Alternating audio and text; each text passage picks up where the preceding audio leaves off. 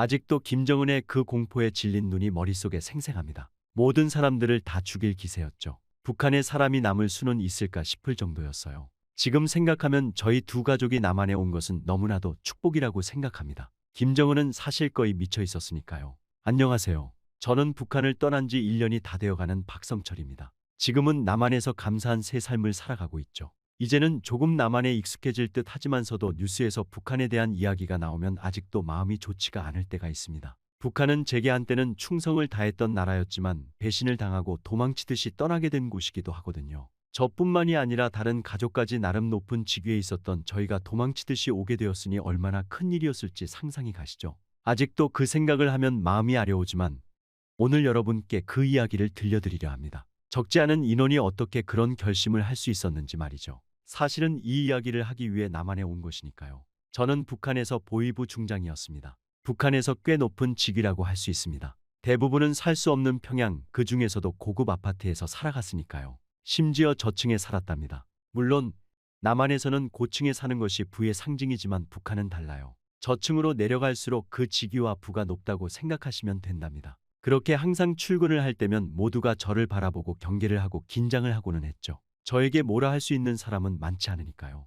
하지만 이런 저에게 인생을 뒤흔들 만한 일이 생기고 말았습니다. 물론 그때는 알지 못했지만 말이죠. 그날은 확실히 시작부터 뭔가 이상했습니다. 어두운 새벽 김정은으로부터 직접 전화가 왔거든요. 박성철 동무, 즉시 집무실로 오시오. 저는 전화를 받으며 불안함을 감지했습니다. 김정은의 목소리는 떨리고 있었거든요. 이건 정말 심각한 상황이구나 싶었죠. 김정은의 집무실에 들어서자마자 저는 충격적인 광경을 목격했습니다. 김정은은 평소 위험 있는 모습은 온데간데 없고 소파 구석에 몸을 웅크리고 있었거든요. 그의 얼굴은 창백했고 눈은 불안하게 좌우로 흔들리고 있었습니다. 손에 든 찻잔은 떨림으로 인해 찬물이 흘러내리고 있었죠. 제 두 눈을 의심하게 만드는 광경이었죠.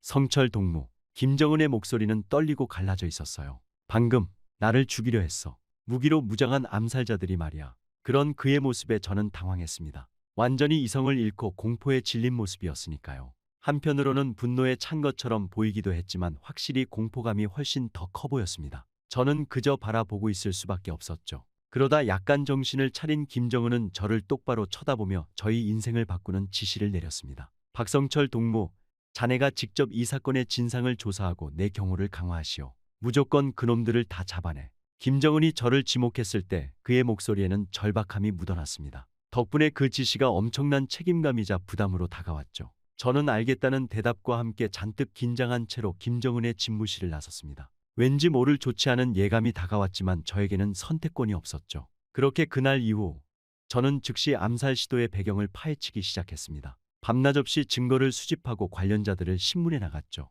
매일 밤 늦게까지 사무실에 남아 자료들을 검토하고 연관성을 찾아내려 노력했습니다. 그러면서 동시에 저는 평양을 중심으로 불법 무기 거래가 급증하고 있다는 보고를 받게 되었죠. 이 소식을 들으며 사태의 심각성을 실감하게 되었어요. 평양이 중심일 뿐 거래 장소가 퍼져 있다는 것 또한 알게 되었기 때문입니다. 더욱 더 불안함이 커져갈 수밖에 없었죠. 확실히 상황이 좋지 않았으니까요. 그 와중에 엎친 데 덮친 격으로 그 일주일 동안 김정은의 상태는 더욱 더 나빠졌습니다. 매일 새벽 김정은에게 보고를 하러 갈 때마다 그의 안색은 창백했고 눈 밑에는 다크서클이 깊게 패여 있었거든요. 김정은은 잠을 거의 못 자는 듯했고 작은 소리에도 놀라곤 했습니다. 경호원들의 수는 2배로 늘었고 김정은의 식사도 더욱 철저하게 검열되었죠. 하루는 제가 보고를 마치고 나오는데 김정은이 홀로 중얼거리시는 소리를 듣기도 했어요. 누구를 믿어야 하나? 대체 내가 뭘 잘못했길래 나한테 왜 이러는 거야? 그 말을 듣고 저는 가슴이 무거워졌습니다.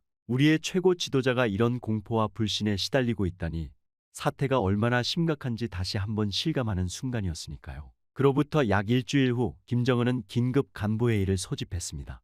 회의실에 들어서는 김정은의 모습은 여전히 불안해 보였지만 일주일 전보다는 다소 안정을 되찾은 듯해 보였죠. 그 모습을 보니 조금은 마음이 놓이더군요. 조금은 이성을 찾은 것 같아 보였으니까요. 동무들, 김정은이 입을 열었습니다. 우리는 반드시 이번 사태에 대해 강력히 대응해야 합니다. 형법을 개정하여 무기와 폭발물 관련 사형죄 항목을 즉시 추가하겠소. 저희는 깜짝 놀랐습니다. 너무나도 갑작스러운 개정이었기 때문이죠. 이성을 찾은 것처럼 보인 것은 저희 착각이었던 겁니다. 김정은의 목소리에는 여전히 분노와 두려움이 섞여 있었어요. 게다가 이제 그의 눈에서는 공포와 함께 복수심까지도 함께 번뜩이는 것을 볼 수가 있었죠. 저희는 갑작스러운 이 법 개정이 우리 사회에 어떤 영향을 미칠지 그리고 재조사에는 어떤 변화를 가져올지 깊이 고민하지 않을 수 없었습니다. 하지만 그렇다고 저희가 할 수 있는 것은 없었어요. 단지 명령에 따를 뿐이었죠. 형법 개정 이후 제 일상은 완전히 바뀌었습니다. 여전히 공포에 질려있고 이제는 복수심까지 가득 찬 김정은의 지시를 해내기 위해서는 조사를 계속해야 했으니까요.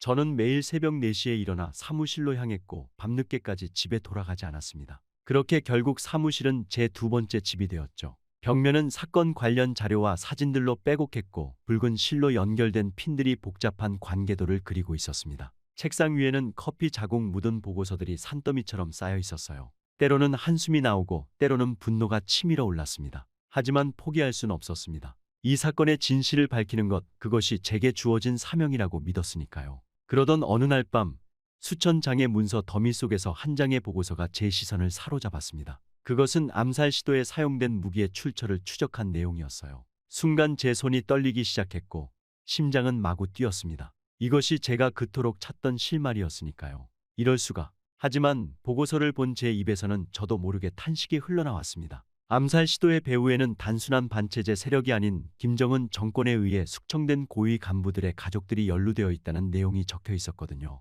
그들의 복수심이 이런 극단적인 행동으로 이어졌다는 사실에 저는 큰 충격을 받았습니다. 충격적인 사실은 이게 끝이 아니었습니다. 더 깊이 파고들수록 더 놀라운 사실들이 드러나기 시작했거든요. 이 가족들이 어떻게 첨단 무기를 입수했는지 추적하던 중 저는 제 두 눈을 의심하게 되는 사실을 알게 되었습니다. 현재 권력의 중심부에 있는 고위 간부들 또한 이 불법 무기 거래에 깊이 관여하고 있었던 거예요. 이 충격적인 발견 이후 저는 평양 곳곳에 퍼진 비밀 무기 거래 네트워크를 파헤치기 시작했습니다. 매일 밤 목숨을 걸고 평양의 어두운 뒷골목을 누볐어요. 겉으로는 평범해 보이는 창고들, 인적 드문 골목길의 은밀한 만남들. 모든 것이 의심스럽게 보이기 시작했죠. 한 번은 한밤중에 한 폐공장 근처를 지나다 수상한 움직임을 포착하기도 했습니다. 심장이 터질 것 같았지만 저는 용기를 내어 더 가까이 다가갔습니다. 그곳에서 목격한 광경은 제 예상을 훨씬 뛰어넘는 것이었어요. 고위 간부로 보이는 인물들이 정말로 불법 무기를 거래하고 있었던 겁니다. 이게 말이 돼. 제 눈앞에서 펼쳐지는 광경은 국가의 통제를 완전히 벗어난 거대한 암시장의 존재를 여실히 보여주고 있었습니다. 고위 간부들은 겉으로는 김정은에 대한 충성을 맹세하면서 뒤로는 엄청난 이익을 위해 체제의 적과 손을 잡고 있었던 거예요. 하지만 이게 끝이 아니었어요. 조사를 진행하면서 저는 또 다른 충격적인 사실을 알게 되었습니다. 김정은이 부임한 이후 숙청된 사람들의 수가 무려 500명이 넘는다는 것이었죠. 이 숫자를 처음 봤을 때 제 손에 들고 있던 서류를 떨어뜨릴 뻔했습니다. 500명이 넘는다고? 그럼 대체 무기 거래를 하는 사람이 얼마나 있는 거라는 뜻이지? 순간 숫자 뒤에 숨겨진 현실을 생각하니 등골이 오싹해졌습니다. 500명이란 숫자는 단순한 통계가 아니었으니까요. 그것은 500개의 인생, 500개의 가족 그리고 수천 명의 연관된 사람들을 의미했죠. 그리고 동시에 이 모든 사람들이 잠재적인 반체제 세력이 될 수 있다는 사실이기도 했고요. 이 사실은 저까지 오싹하게 만들더군요. 절대 적은 수가 아니었으니까요. 이런 충격적인 사실들을 알아감에도 불구하고 저는 조사를 그만둘 수가 없었습니다. 계속해서 해나가야만 했죠. 그러다 조사의 막바지에 이르러 저는 반체제 인사로 지목된 명단을 확인하게 되었습니다. 수십 장의 서류를 뒤적이며 이름들을 하나하나 확인해 나갔죠. 그리고 그 속에서 저는 두 눈을 감아버리고 말았습니다. 그 명단에는 제 오랜 친구이자 동료인 김영호의 이름도 있었거든요. 영호야, 너 맞아. 영호는 어렸을 때부터 같은 동네에 살던 저의 가장 친한 친구였습니다. 힘들 땐 함께 힘듦을 나눠 짊어주고 기쁠 땐 함께 기뻐해주는 그런 중마고우였죠. 저희는 항상 비슷한 생각을 가지고 있었고 그렇게 영호 또한 지금 보위부 간부로 일을 하고 있었기에 더욱 더 충격을 받을 수밖에 없었습니다. 저는 이런 사실을 전혀 알지 못했어요. 일을 하게 된 이후 둘 다 바빠서 아무리 오랜 시간 보지 못했다지만 영호는 저에게 가장 소중한 친구라는 사실이 변함이 없는데 지금 제가 영호를 체포해야 하는 상황이 되었다니 머리가 아파오더군요. 영호를 체포해야 한다는 사실에 저는 큰 충격을 받고 깊은 고뇌에 빠졌습니다. 우리는 함께 자라고 함께 일해왔어요. 대체 어떻게 영호가 이런 일에 연루될 수 있었을까요? 아니면 누군가의 음모인 것은 아닐까요? 결국 영호의 이름을 반체제 인사 명단에서 발견한 그날 이후 저는 잠을 이루지 못했습니다. 매일 밤 식은땀에 젖어 깨어났고 악몽에 시달렸어요. 꿈속에서 저는 끊임없이 영호를 쫓고 있었지만 그에게 다가갈수록 그의 모습은 흐릿해져 갔습니다. 그렇게 항상 잠을 설치고 저는 아침이 되면 피곤한 몸을 이끌고 사무실로 향했습니다. 거울 속 제 모습은 날이 갈수록 초췌해져 갔어요.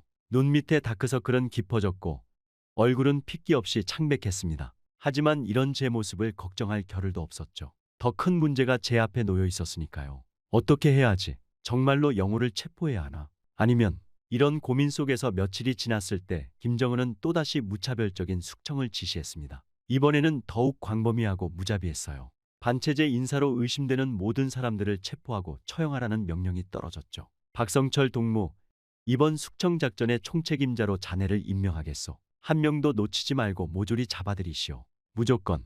김정은의 말에 저는 고개를 숙여 인사했지만 마음속으로는 격렬한 갈등이 일어나고 있었습니다. 이건 단순한 임무가 아니었어요. 제가 알고 있는 진실, 그리고 제 친구 영호, 이 모든 것들이 제 마음을 무겁게 누르고 있었습니다. 결국 숙청 작전이 시작되자 평양은 공포에 휩싸였습니다. 거리에는 긴장감이 감돌았고 사람들은 서로를 의심의 눈초리로 바라보기 시작했어요. 매일 밤 누군가가 끌려가는 소리가 들렸고 아침이 되면 또 누군가의 자리가 비어 있었습니다. 저는 이 모든 상황을 지켜보며 점점 더 큰 괴로움을 느꼈습니다. 제가 알고 있는 진실, 그리고 제가 해야 하는 일 사이에서 갈등했어요. 의무와 양심, 충성과 정의 사이에서 저는 갈팡질팡했습니다. 그러던 어느 날 밤 저는 은밀히 김영호를 만나기로 결심했습니다. 위험한 선택이었지만 그에게서 직접 진실을 들어야 한다고 생각했거든요. 억울한 음모일 수도 있으니까요. 그렇게 우리는 평양 외곽의 한 폐건물에서 만났습니다. 어둠 속에서 영호의 모습이 나타났을 때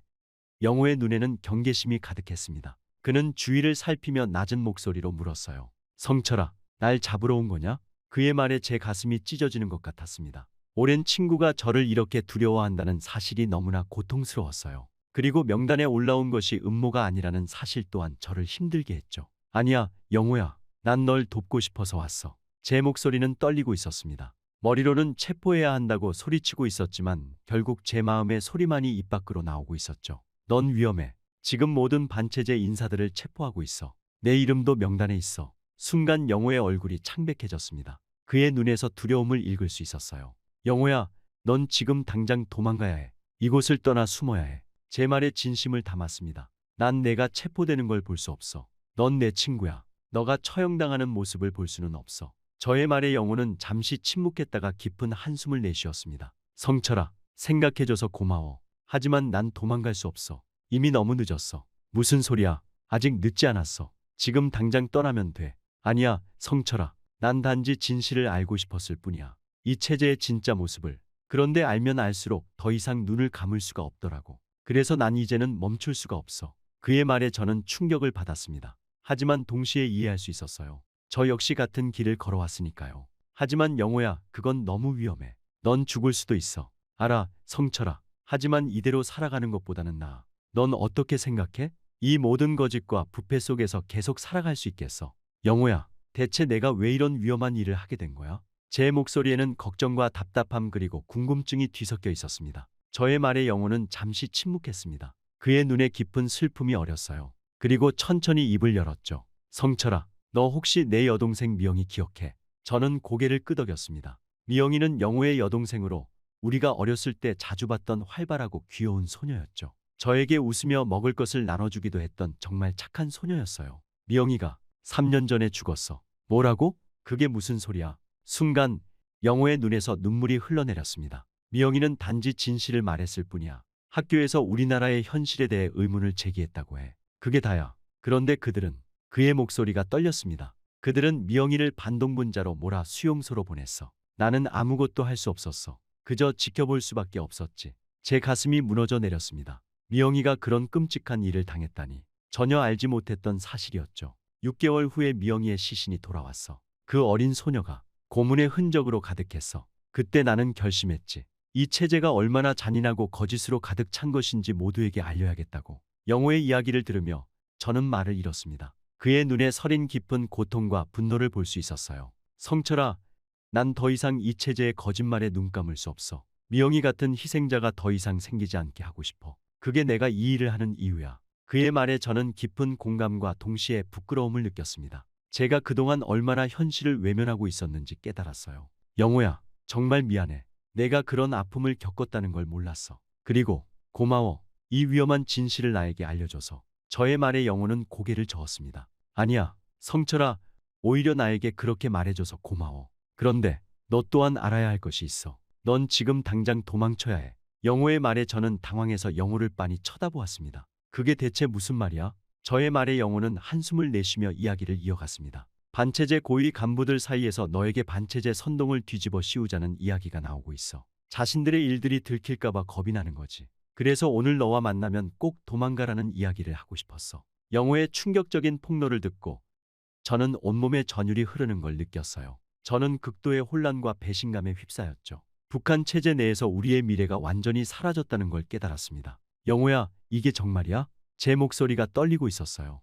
영호는 고개를 끄덕이며 말했습니다. 성철아, 믿기 힘들겠지만 사실이야. 그 순간 저는 북한 체제 내에서 우리의 미래가 완전히 사라졌다는 것을 깨달았어요. 극도의 혼란과 배신감이 저를 휩쓸었습니다. 그리고 저도 모르게 입 밖으로 말이 튀어나왔죠. 함께 가자. 영호야, 이곳은 더 이상 희망이 없어. 저의 말에 영호는 당황한 듯했습니다. 아직 난 여기서 싸워야 해, 성철아. 영호야, 밖으로 나가 이런 실상을 알리는 것이 더 중요해.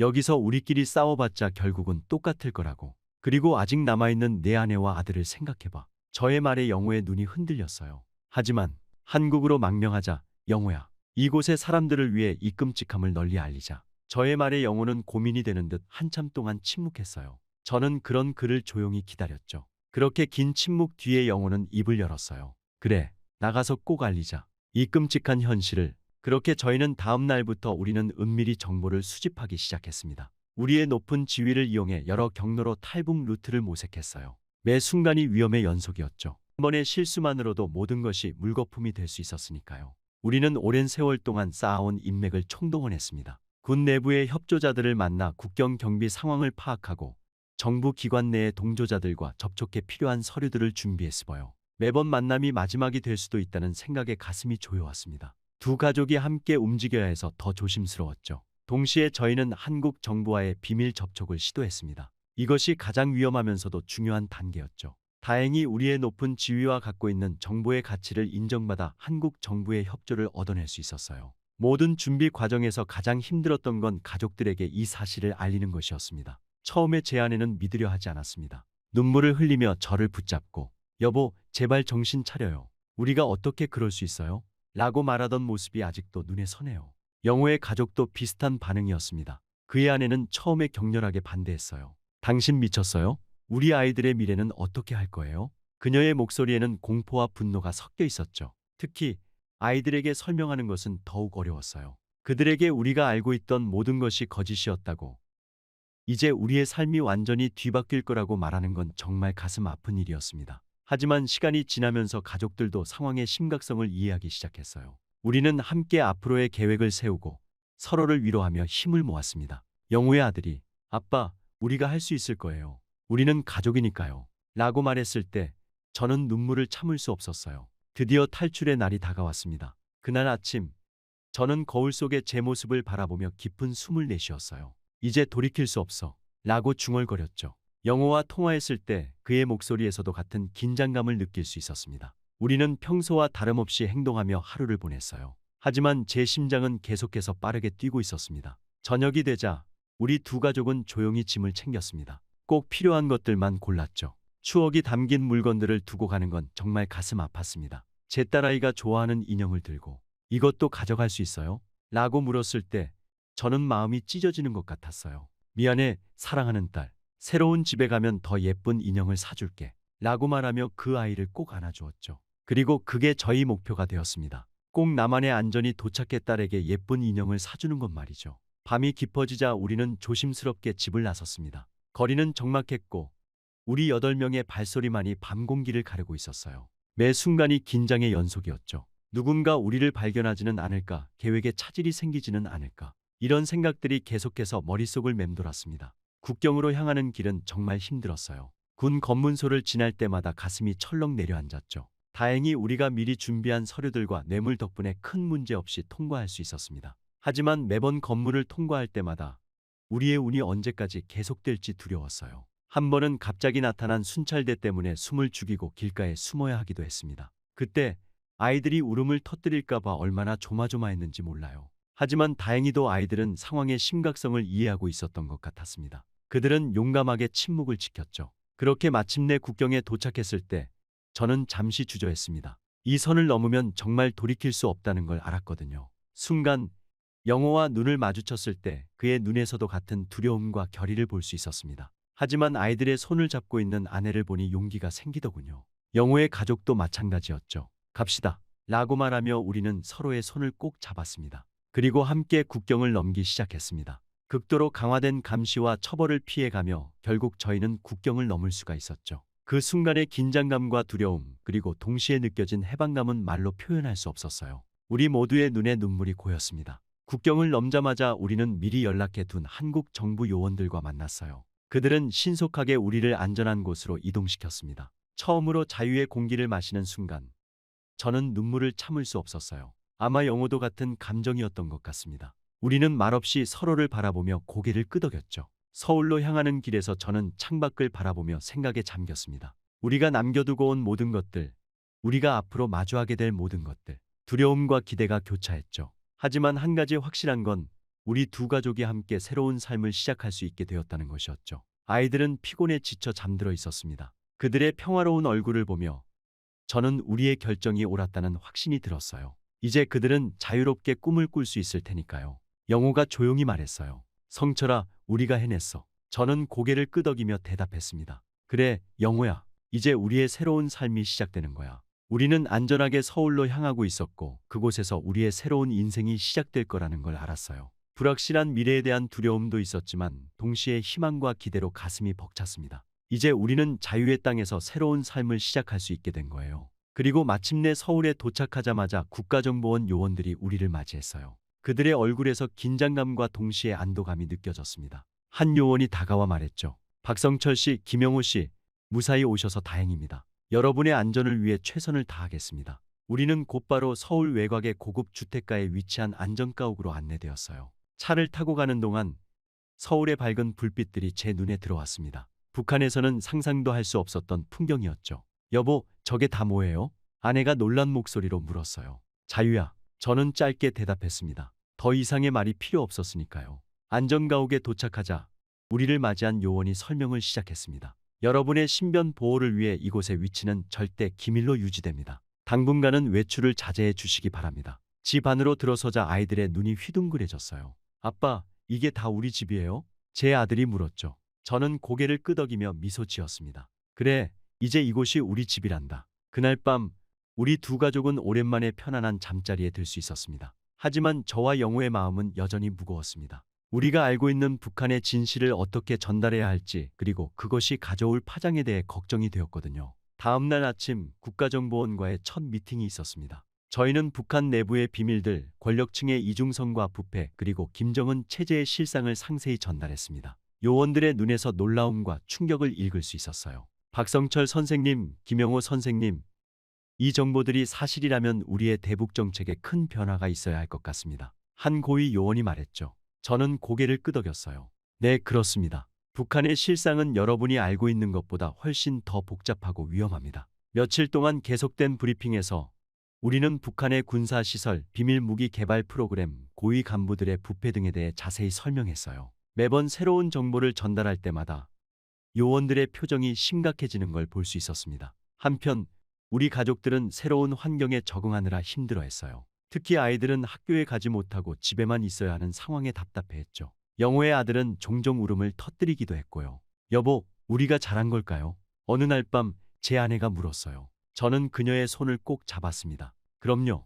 우리 아이들에게 자유를 준 거예요. 시간이 좀 걸리겠지만 반드시 좋아질 거예요. 점차 시간이 지나면서 우리의 증언이 한국의 대북 정책에 실질적인 영향을 미치고 있다는 것을 알게 되었어요. 뉴스에서는 정부의 대북 태도가 변화하고 있다는 보도가 나왔고 국제사회의 반응도 달라지기 시작했죠. 하지만 동시에 북한에 남겨둔 친지들과 동료들에 대한 죄책감도 컸습니다. 그들의 안전을 위협하지 않으면서도 어떻게 도움을 줄 수 있을지 매일 밤 고민했어요. 성철아, 우리가 할 수 있는 일이 뭐가 있을까? 어느 날 영호가 물었습니다. 저는 잠시 생각에 잠겼다가 대답했어요. 우리의 경험을 바탕으로 북한의 인권 개선을 위해 노력해야 해. 그게 우리가 그들을 도울 수 있는 유일한 방법일 거야. 그날 이후로 우리는 북한의 민주화와 인권 개선을 위해 우리가 할 수 있는 일을 찾아 나섰어요. 인권 단체들과 접촉하고 우리의 이야기를 세상에 알리기 시작했죠. 새로운 삶에 적응하는 과정은 쉽지 않았어요. 언어의 차이, 문화의 차이, 그리고 무엇보다 자유라는 개념에 적응하는 게 힘들었죠.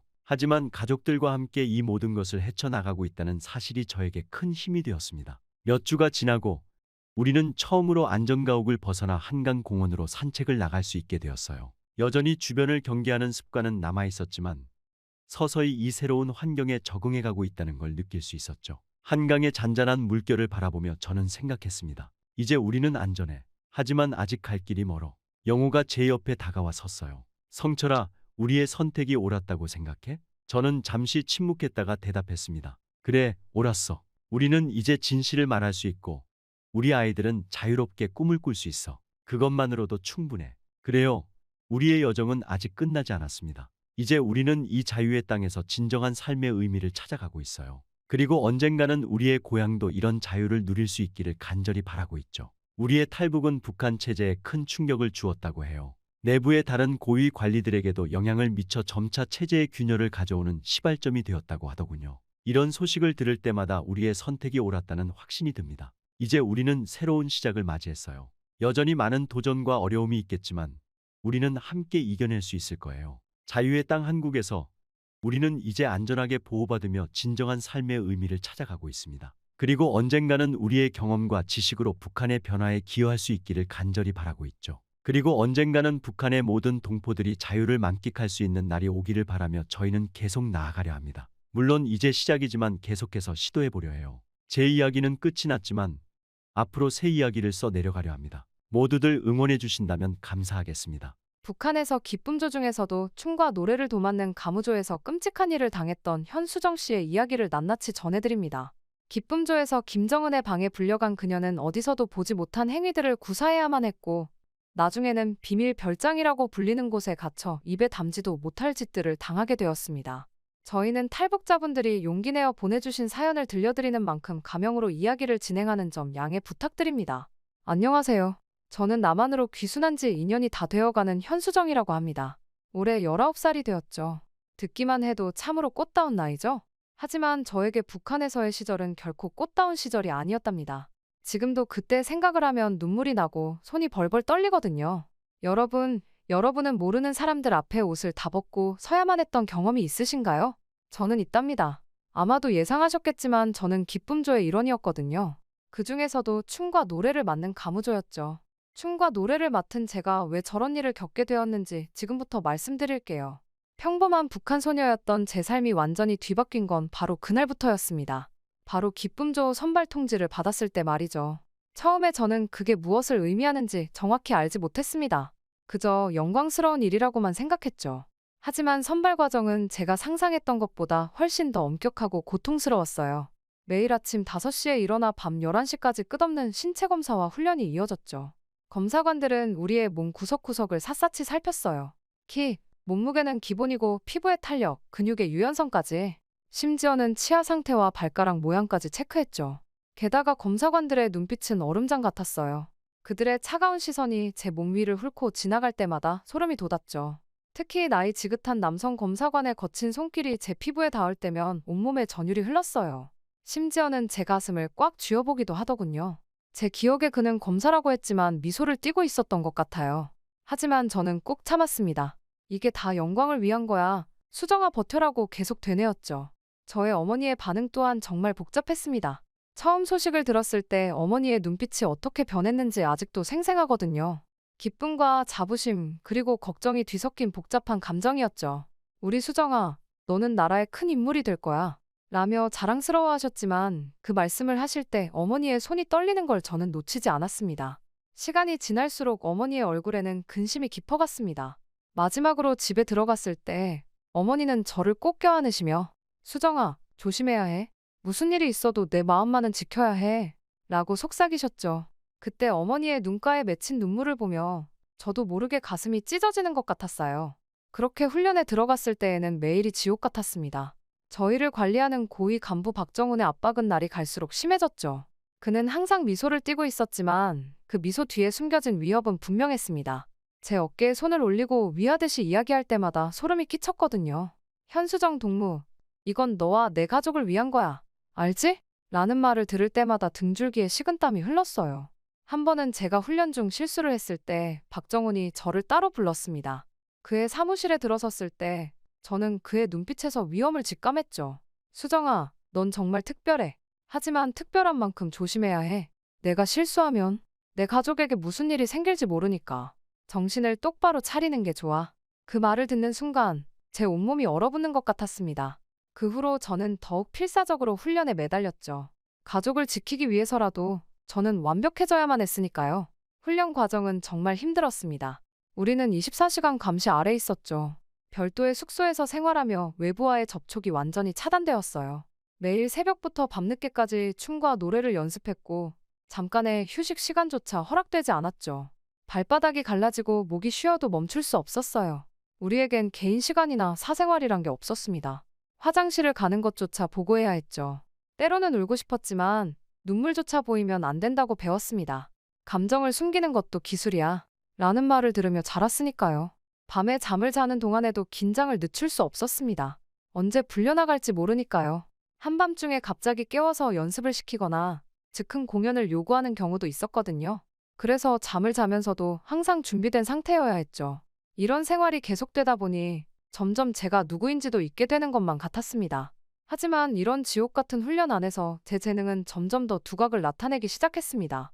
춤을 출 때면 마치 제 몸이 음악과 하나가 되는 것 같은 기분이 들었죠. 노래할 때는 제 목소리가 마치 다른 사람의 것처럼 아름답게 울려 퍼졌고요. 관리자들도 제 실력에 감탄하며 칭찬을 아끼지 않았어요. 현수정, 넌 정말 특별해. 지도자님께서 너를 보시면 틀림없이 좋아하실 거야. 하지만 이런 관심이 제게 좋은 것만은 아니었습니다. 저에 대한 기대와 관심이 높아질수록 다른 동료들의 시선이 점점 더 차갑게 변해가는 걸 느낄 수 있었거든요. 특히 제 외모 때문에 더 심했죠. 어릴 때부터 예쁘다는 소리를 자주 들어왔는데 여기서는 그게 오히려 독이 되더라고요. 한 번은 화장실 거울 앞에서 우연히 동료들의 대화를 엿듣게 되었습니다. 쟤는 뭐야? 얼굴에 성형이라도 한 거 아냐? 목소리도 그렇고 누가 봐도 지도자님 취향이잖아. 우리가 아무리 노력해봤자 소용없을지도 몰라. 그들의 말에 가슴이 아팠습니다. 저도 그들처럼 하루하루 피땀 흘려 노력하고 있는데 그저 타고난 것 때문에 미움을 받는다는 게 너무나 억울했거든요. 그렇게 시간이 지날수록 점점 동료들은 저를 따돌리기 시작했습니다. 연습 시간에 파트너가 필요할 때면 아무도 제게 오지 않았고 식사 시간에는 혼자 앉아 밥을 먹어야 했죠. 심지어 제 물건들이 종종 없어지거나 망가져 있는 경우도 있었어요. 이런 상황 속에서 지민이만이 제 유일한 친구였습니다. 그 애는 제게 너무 신경 쓰지 마. 다들 질투하는 거야. 넌 정말 대단해. 라고 위로해주곤 했죠. 하지만 지민이조차도 가끔은 제 재능에 압도당하는 듯한 표정을 짓고는 했어요. 그럴 때마다 저는 제 재능이 축복인지 저주인지 혼란스러웠죠. 관리자들은 제 재능을 더욱 발전시키기 위해 특별 훈련을 시켰습니다. 그럴 때마다 다른 동료들의 시선은 더욱 날카로워졌죠. 역시 편애하는구나. 우리는 모듈러리야. 이런 말들이 제 귀에 들려올 때마다 저는 점점 더 고립되는 기분이 들었죠. 결국 저는 제 재능을 숨기려고 노력하기 시작했습니다. 일부러 실수도 하고 목소리를 조금 낮추기도 했죠. 더 이상 뒤에서 들리는 말들이 감당이 안 될 것 같았거든요. 하지만 그럴 때마다 관리자들의 질책이 쏟아졌고 저는 더욱 혼란스러워졌습니다. 재능을 보이자니 미움받고 숨기자니 꾸중듣고 어떻게 해야 할지 모르겠더라고요.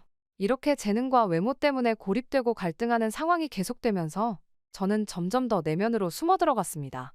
겉으로는 환한 웃음을 지었지만 속으로는 날마다 울었죠. 이게 정말 제가 꿈꾸던 삶이 맞는 걸까요? 영광스러운 자리에 올랐다고 하지만 저는 그저 외롭고 두려울 뿐이었어요. 훈련이 지속되어 가면서 저는 이미 많이 변해 있었습니다. 더 이상 순수한 17살 소녀가 아니었죠.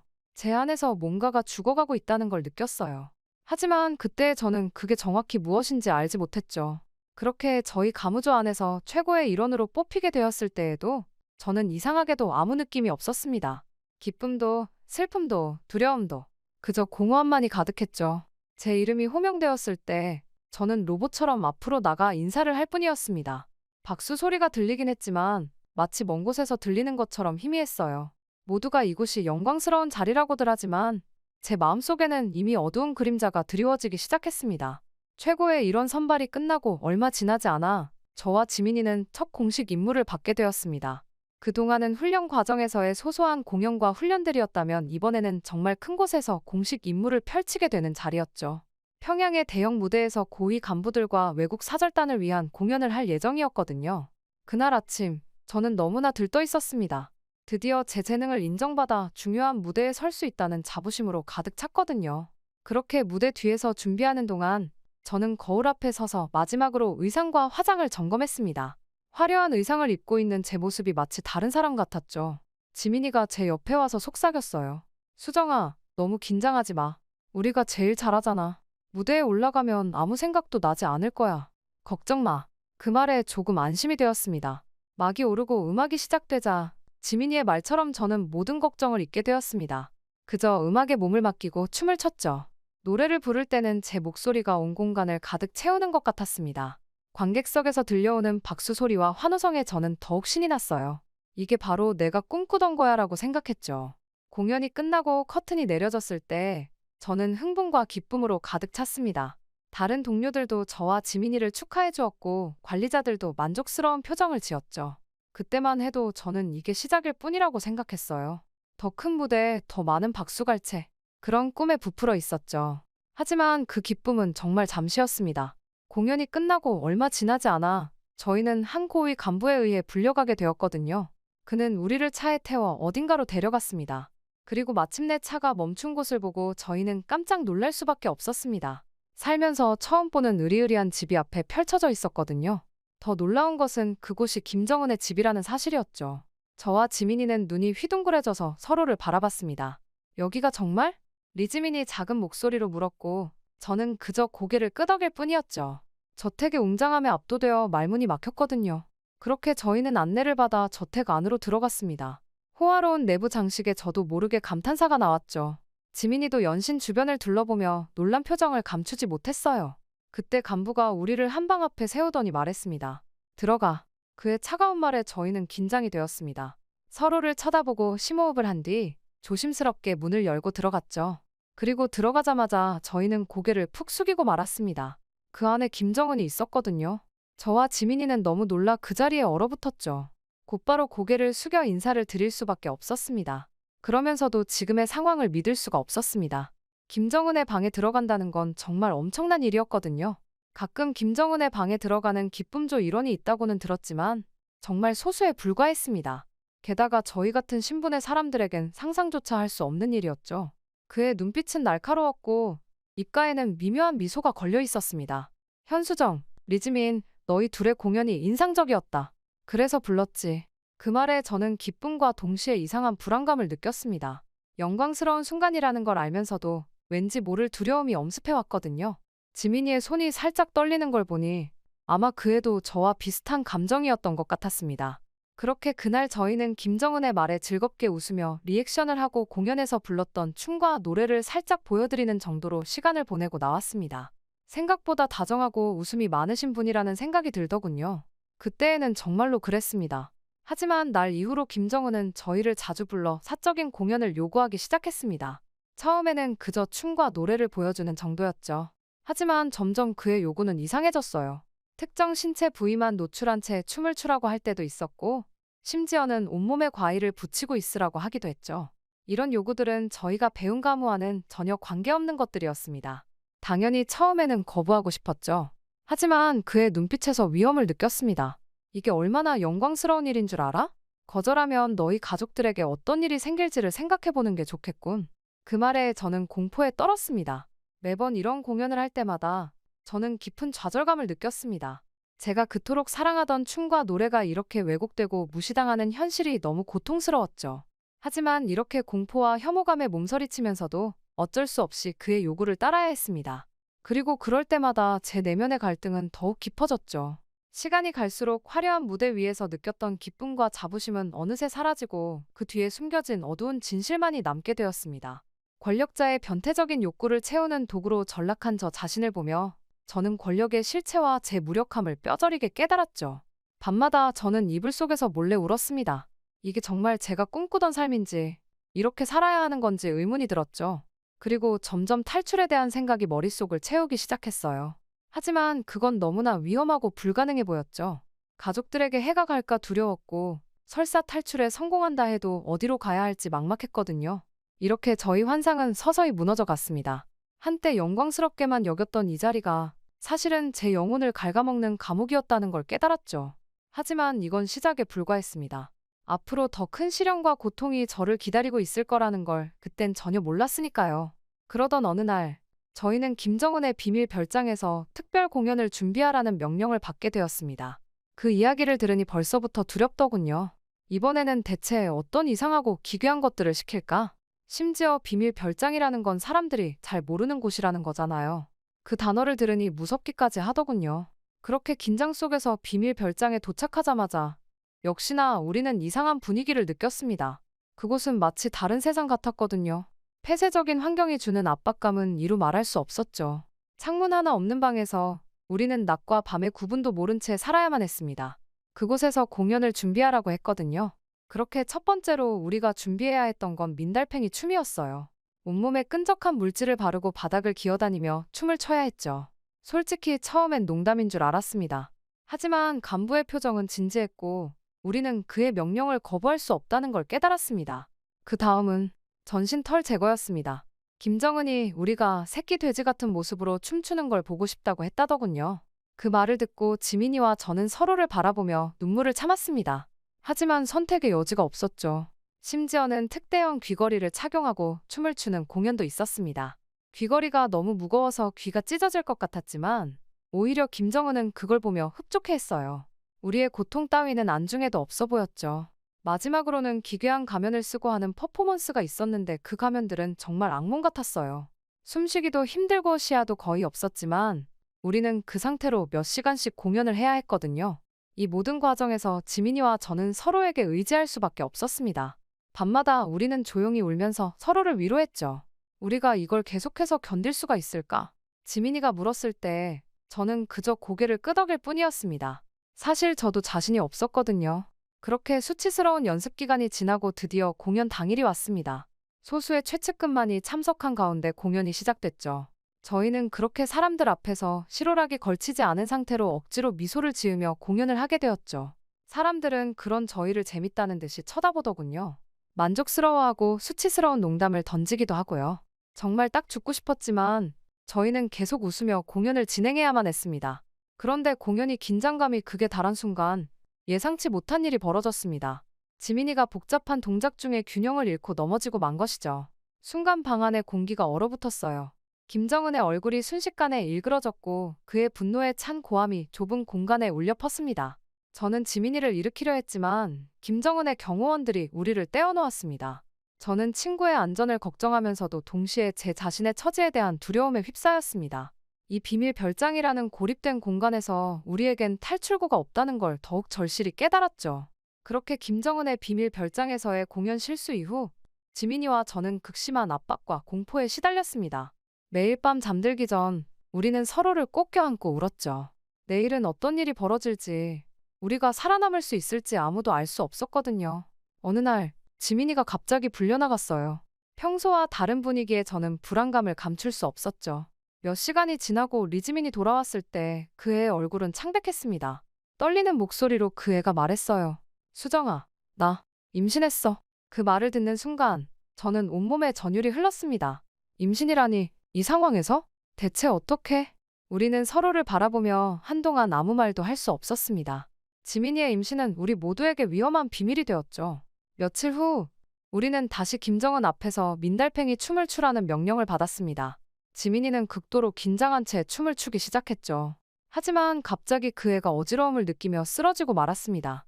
그리고 김정은의 옷에 토사물을 흘리고 말았죠. 순간 방 안의 공기가 얼어붙고 말았습니다. 이건 정말 일어나서는 안 되는 실수였죠. 지민이의 실수에 김정은의 얼굴이 불그락푸르락해지더니 결국 지민이를 향해 달려들었어요. 이 천한 것이 그가 소리치며 지민이를 때리려고 했죠. 그 순간 지민이는 본능적으로 자신의 배를 감쌌습니다. 제발 배는 안 돼요. 애가 있습니다. 죄송합니다. 정말 죄송합니다. 살려주세요. 그녀의 절규가 방 안을 가득 채웠음니은디야. 이러한 지민이의 절규에 김정은의 표정은 순식간에 변했습니다. 분노와 배신감, 그리고 혐오감이 뒤섞인 표정이었죠. 내가 너를 그렇게나 특별히 대해줬는데 이렇게 배신하고 임신을 해. 그의 목소리는 차갑고 위협적이었습니다. 그는 경호원들을 향해 소리쳤어요. 당장 전연을 가두고 처형 준비해. 지민이는 울부짖으며 끌려나갔고 저는 그 자리에 얼어붙은 채 모든 걸 지켜볼 수밖에 없었습니다. 지민이가 끌려간 후 며칠 동안 저는 그녀의 소식을 전혀 들을 수 없었습니다. 그렇게 불안과 공포 속에서 하루하루를 보내던 어느 날 복도에서 경비원들의 작은 대화를 우연히 엿듣게 되었죠. 그 여자애 어제 처형됐다더라. 임신한 걸 알면서도 그렇게 했다니. 지도자님의 분노가 얼마나 컸으면. 순간 제 귀에서 웅웅거리는 소리가 들렸습니다. 지민이가 죽었다고요? 믿을 수가 없었습니다. 결국 저는 다리에 힘이 풀려 그 자리에 주저앉고 말았죠. 눈물이 멈추질 않았어요. 제 가장 친한 친구, 이 지옥 같은 곳에서 유일하게 의지할 수 있었던 사람이 이렇게 허무하게 사라져버렸다니. 그날 밤, 저는 방구석에 웅크리고 앉아 계속해서 울었습니다. 리지민의 웃는 얼굴, 우리가 함께 춤추던 순간들, 서로를 위로하며 보냈던 시간들. 모든 기억이 주마등처럼 스쳐 지나갔죠. 동시에 극도의 공포감이 저를 덮쳤어요. 다음은 내 차례일까? 그때 조심스럽게 문을 두드리는 소리가 들렸습니다. 깜짝 놀라 고개를 들어보니 한 경비원이 문틈으로 저를 바라보고 있었죠. 그런데 그의 눈빛은 다른 경비원들과는 달랐어요. 차갑지 않고 오히려 동정심이 깃든 것 같았죠. 괜찮습니까? 그가 조용히 물었습니다. 저는 대답하지 않았어요. 그러자 그가 조심히 방 안으로 들어와 문을 닫았어요. 제 이름은 이태영입니다. 그가 말했어요. 당신을 도와드리고 싶습니다. 저는 여전히 그를 경계하며 말했습니다. 저를 왜요? 당신은 그들 중 하나잖아요. 그의 표정이 슬프게 변했습니다. 저도 여동생을 기쁨조로 잃었습니다. 그 애도 당신 친구처럼 그렇게 되었죠. 저는 더 이상 이런 일이 일어나지 않기를 바랍니다. 경비원의 눈에서 진실함이 느껴졌어요. 그는 조심스럽게 제게 다가와 앉았죠. 탈출하고 싶지 않습니까? 그가 속삭였어요. 제가 도와드릴 수 있습니다. 물론 매우 위험할 거예요. 그 순간 저는 작은 희망의 불씨를 발견했습니다. 지민이의 죽음으로 인한 절망과 분노, 그리고 탈출에 대한 간절한 열망이 제 안에서 뒤섞였죠. 하지만 어떻게 당신을 믿을 수 있죠? 제가 물었어요. 경비원은 잠시 망설이더니 소매를 걷었어요. 그의 팔에는 깊은 흉터가 있었죠. 이건 제 여동생을 구하려다 실패했을 때 생긴 겁니다. 다시는 그런 일이 일어나지 않게 하고 싶습니다. 그의 말에 저는 천천히 고개를 끄덕였습니다. 위험하다는 걸 알면서도 이곳을 벗어나고 싶다는 열망이 너무나 컸거든요. 그렇다면 제발 도와주세요. 제가 작은 목소리로 말했습니다. 이렇게 해서 제 탈북 계획이 시작되었답니다. 지민이의 죽음이라는 비극을 겪고 예상치 못한 동맹을 얻게 된 거죠. 그렇게 경비원의 도움으로 탈북 계획이 구체화되기 시작했습니다. 그는 자신의 네트워크를 활용해 탈북 경로를 세심하게 계획했죠. 위조 서류와 필요한 물품들을 조금씩 모으는 동안 우리는 매일 밤 몰래 만나 세부 사항을 조율했어요. 저는 지금 국경 경비대와 내통하고 있어요. 안전한 탈출 시간을 서로 조율했습니다. 이태영이 어느 날 밤 속삭였습니다. 그의 말에 저는 희망과 두려움이 교차하는 걸 느꼈죠.